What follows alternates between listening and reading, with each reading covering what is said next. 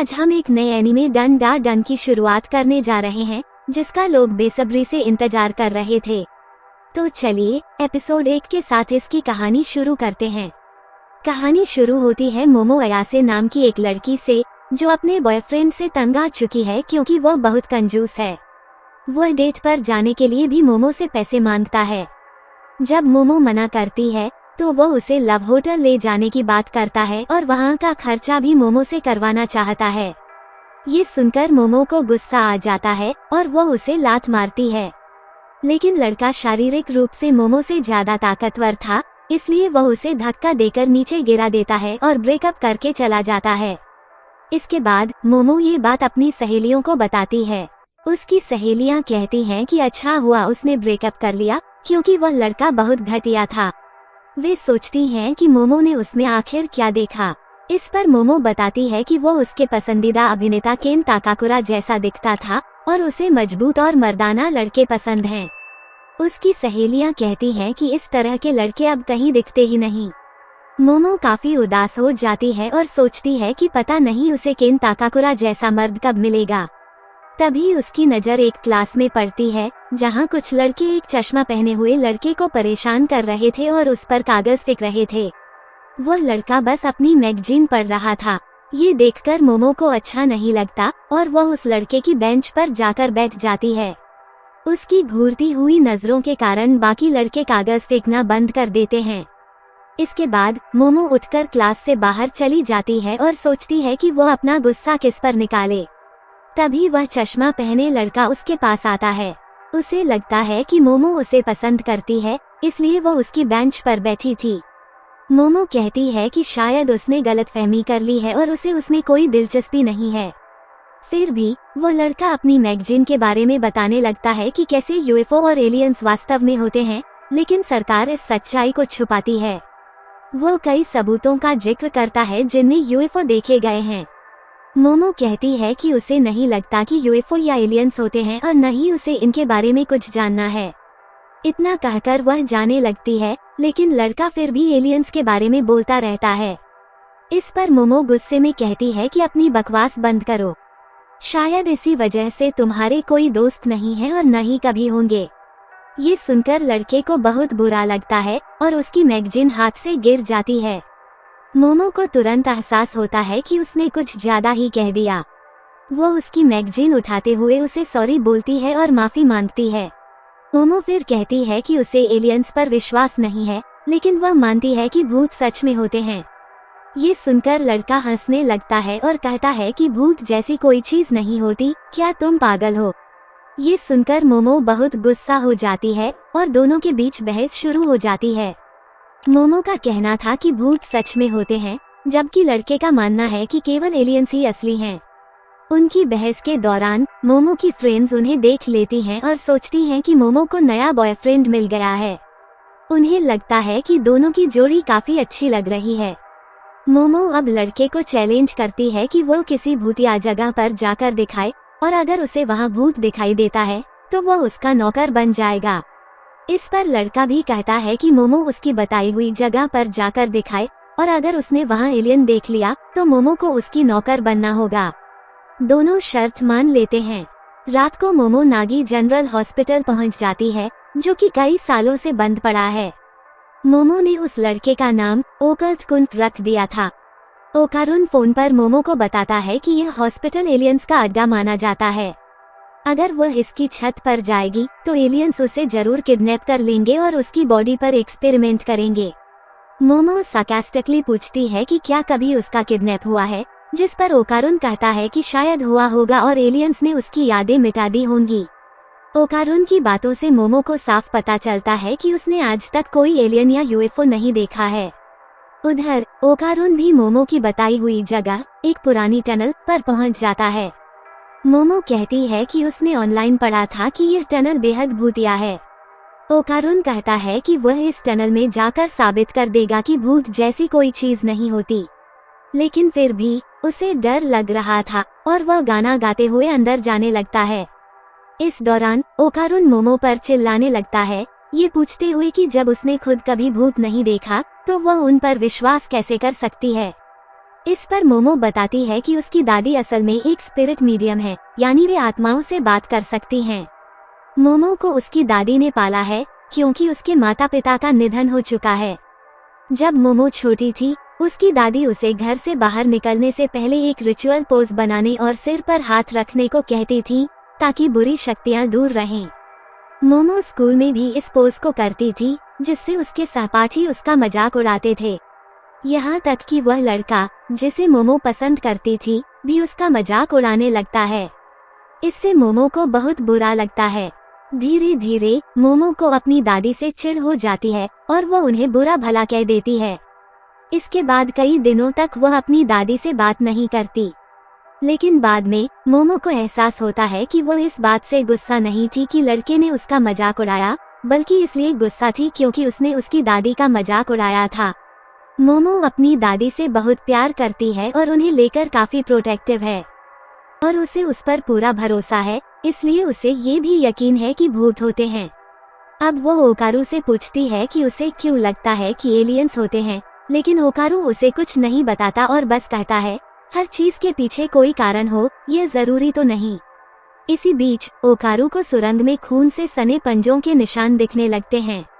जब वह पीछे मुड़ता है तो उसे एक डरावनी सी बुढ़िया दिखती है जो असल में एक भूत है। ओकारू तुरंत गुफा से बाहर भागने लगता है।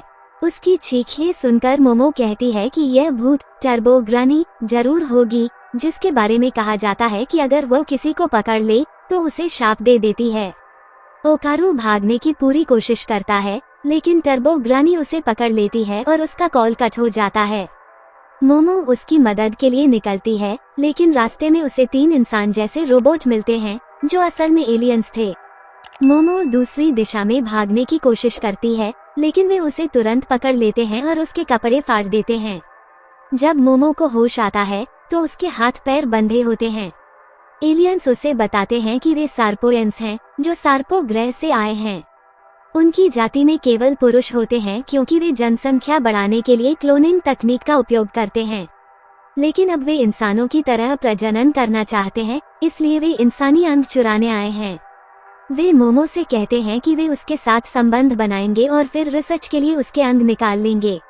मोमो चीखते हुए उनसे कहती है कि उसे छोड़ दें, लेकिन एलियंस अपनी साइकोकाइनेटिक पावर का इस्तेमाल कर उसे सम्मोहित करने की कोशिश करते हैं। हालांकि मोमो मानसिक रूप से बहुत मजबूत है, इसलिए उन पर उनकी शक्तियों का ज्यादा असर नहीं होता। वे अब अपना एक्सपेरिमेंट शुरू करने ही वाले थे कि तभी मोमो का मोबाइल बजने लगता है। एक एलियन जब मोबाइल उठाता है तो उसे जोर की लात पड़ती है और मोबाइल से एक भूत बाहर निकलता है। ये भूत कोई और नहीं बल्कि ओकारू है, जो अब टर्बो ग्रानी के श्राप के कारण भूत बन चुका है। ओकारू खुद को काबू में नहीं रख पा रहा था और टर्बो ग्रानी ने उसे पूरी तरह अपने कब्जे में कर लिया था। एक एलियन कहता है कि उनके पास भी ऐसी टेलीपोर्टेशन तकनीक नहीं है जो मोबाइल से बाहर आने की अनुमति दे। एलियन कहता है, जो भी हो, यहाँ से चले जाओ या हमें अपने अंग दे दो। लेकिन टर्बो ग्रानी इतनी तेज थी कि एलियंस की शक्तियों का उस पर कोई असर नहीं हो रहा था। वह तुरंत दूसरे एलियन पर हमला करती है और उसके अंग निकाल देती है। तीसरा एलियन ग्रानी को दूर फेंक देता है और कहता है कि उन्होंने कभी इंसानों पर हमला नहीं किया है, इसलिए चुपचाप अपने अंग दे दो। ओकारू कहता है कि वे जो भी चाहें वह देने को तैयार है। वह बताता है कि उसने हमेशा एलियंस से मिलने का सपना देखा था क्योंकि उसके कभी कोई दोस्त नहीं बने। वह बचपन से आसमान में घूरता रहता था, सोचता था कि कोई एलियन आएगा और उससे दोस्ती करेगा, लेकिन ऐसा कभी नहीं हुआ। ओकारू हमेशा दूसरों द्वारा तिरस्कृत होता था और किसी को उसकी परवाह नहीं थी कि वह जिंदा भी है या नहीं। लेकिन फिर मोमो उसकी मदद करने आई, इसलिए वह मोमो को कुछ नहीं होने देगा। वह एलियंस से कहता है कि वे जो करना चाहते हैं उसके साथ करे, लेकिन मोमो को जाने दें। वह ये भी कहता है कि वो उनके लिए राक्षस बनने को भी तैयार है। इतना कहते ही ओकारू पर फिर से श्राप हावी हो जाता है। मोमो चिल्लाती है, इन्हें दिखा दो कि तुम असली मर्द हो। एलियन फिर से ओकारू पर हमला करता है। ओकारू तुरंत ही हार मान लेता है और मोमो कहती है कि यह तो शुरू होते ही खत्म हो गया। एलियन फिर से मोमो को हिप्नोटाइज करने की कोशिश करता है और कहता है कि उन्हें पुरुष इंसानों से कोई मतलब नहीं है। इसी बीच मोमो को अपनी दादी का एक फ्लैशबैक याद आता है, जिसमें उसकी दादी उसे उसकी अंदरूनी शक्ति को जागृत करना सिखा रही थी ताकि वो हमेशा बुरी शक्तियों से खुद को बचा सके। लेकिन तब मोमो ने ये रिचुअल करने से मना कर दिया था क्योंकि बच्चे उसका मजाक उड़ाते थे। वो गुस्से में भाग गई थी, कहती हुई कि उसे अपनी दादी से नफरत है और वे एक नकली स्पिरिट मीडियम है। अब मोमो सोचती है कि ये सारी बातें उसे अभी क्यों याद आ रही हैं। वह ध्यान केंद्रित करती है और वही करती है जो उसकी दादी ने सिखाया था। अचानक उसके अंदर साइकिक पावर्स जागृत हो जाती हैं और वह टेबल को तोड़कर खुद को आजाद कर लेती है। ये देखकर ओकारू भी हैरान रह जाता है। मोमो खुद भी यकीन नहीं कर पाती कि उसके अंदर इतनी ताकत थी। मोमो की शक्ति के सामने एलियंस की शक्ति कमजोर पड़ जाती है। अब मोमो समझ जाती है कि उसकी दादी सच में एक स्पिरिट मीडियम थी। वह अपनी दादी को दिल से धन्यवाद कहती है और तीसरे एलियन को इतनी जोर से लात मारती है कि वह एलियन यूएफओ को तोड़ते हुए बाहर गिर जाता है। ये यूएफओ जो बाहर से एक चांद जैसा दिख रहा था, अब अपने असली रूप में आ जाता है और नीचे गिरने लगता है। इस दौरान मोमो देखती है कि ओकारू पूरी तरह से भूत में बदल गया है और अब उसे काटने की ओर बढ़ रहा है। लेकिन मोमो अपनी शक्ति का उपयोग कर टर्बो ग्रैनी को ओकारू से अलग कर देती है। हालांकि ओकारू पर से कस नहीं हटता। टर्बो ग्रैनी कहती है कि उसने ओकारू की गोटियां निकाल ली हैं और जब तक वे उसके पास हैं, कस बना रहेगा। अगर वे ओकारू को इस कस से बचाना चाहते हैं तो उन्हें उसी टनल में आकर उससे लड़ना होगा। ये कहकर टर्बो ग्रैनी गायब हो जाती है। यूएफओ अब हॉस्पिटल की इमारत से टकराकर नीचे क्रैश हो जाता है, लेकिन मोमो ओकारू को वहां से सुरक्षित निकाल लेती है। दोनों अब यह मानते हैं कि वे दोनों सही भी थे और गलत भी, क्योंकि एलियंस और भूत दोनों ही होते हैं।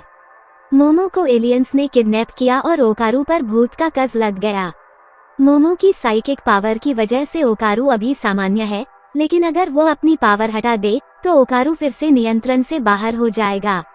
ये सुनकर ओकारू टनल की ओर बढ़ने का फैसला करता है, क्योंकि केवल टर्बो ग्रैनी को हराने से ही वह कस से मुक्त हो सकता है। वह अपने कपड़े उतारकर मोमो को देता है और कहता है कि उन्हें पहनकर वह घर चली जाए। मोमो कहती है कि वह भी उसके साथ जाएगी ताकि उसकी मदद कर सके। इस पर ओकारू कहता है कि वह उसकी मदद क्यों करेगी, वह तो बस एक लूजर है। मोमो उसे उसके कपड़े वापस करती है और उसके साथ चल पड़ती है। ओकारू कहता है कि फिर भी ये कपड़े पहन लो, वरना वह ठीक से फोकस नहीं कर पाएगा। ये सुनकर मोमो का दिल तेजी से धड़कने लगता है, क्योंकि कंता काकुरा ने भी एक बार उसे यही लाइन कही थी। मोमो अब सोचती है कि उसे तो इस लड़के का नाम तक नहीं पता। जब वह उसका नाम पूछती है तो ओकारू बताता है कि उसका नाम कंता काकुरा है। ये सुनते ही मोमो के होश उड़ जाते हैं और पीछे यूएफओ ब्लास्ट हो जाता है। और इसी के साथ एपिसोड नंबर 1 खत्म हो जाता है। तो दोस्तों, आपको यह एनीमे कैसा लगा? कमेंट बॉक्स में यस जरूर टाइप करें। अगर आपको यह वीडियो अच्छा लगा हो तो इसे लाइक और शेयर कीजिए। तो इस चैनल पर नए हो तो सब्सक्राइब करके बेल आइकन जरूर दबाइए। मैं मिलता हूँ आपसे बहुत जल्द अगले वीडियो के साथ। धन्यवाद।